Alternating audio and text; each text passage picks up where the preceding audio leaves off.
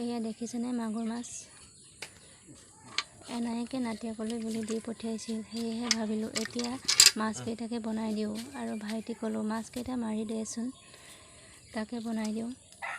দেখিছেনে মাছকেইটাৰ লগত বেটাই কেনেকৈ খেলি আছে। সঁচাকৈয়ে এনাইকবিলাকৰ নাতিয়াকলৈ কিমান যে মৰম।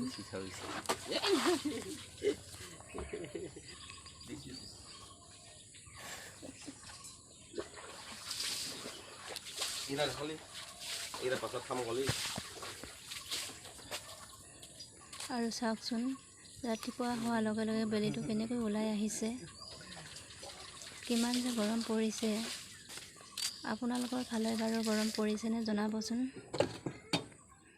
এতিয়া ভিতৰত আহি ভাবিলোঁ ভাতকেইটা পাতি দিওঁ, যিহেতু মানুহজনো ওলাই যাব।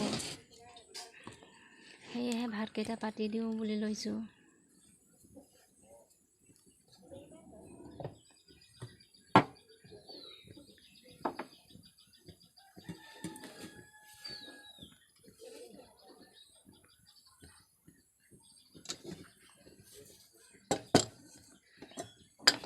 সঁচাকৈয়ে ৰাতিপুৱা টাইমটো ইমান খৰধৰ হয়।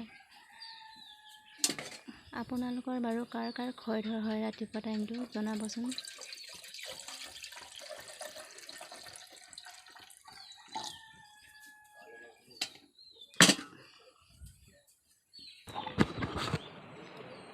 গা ধুই লৈ ভাবিলোঁ অলপ মেকআপ কৰি লওঁ। সেয়েহে এতিয়া অলপ মেকআপ কৰিব লৈছোঁ।